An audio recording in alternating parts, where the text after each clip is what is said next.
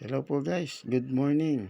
Andito po tayo ngayon sa kahabaan ng Jokno Boulevard, Pasay City, kung saan ayan po ang nagmumula sa MOA. Sa kabila naman po, dito naman po ay ang papuntang Senate House. Ayan po ang mga parokyano ng trending na Diwata Pares sa halagang 100 pesos. Meron na po kayong overload, only rice, at may libreng soft drinks.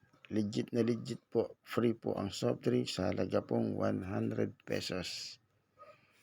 Ayan po guys, umuusok-usok pa ang kaldero, ang sabaw, ang lechon. May kasama po yung crispy chicharron bulaklak, ang kanila pong overload. Inyo pong makikita ang mga kaldero, naglalaki ang kaldero. Ito po ang second floor dining area at ang ground floor. Kung saan, dyan po kayo order. Ito po ang kanin.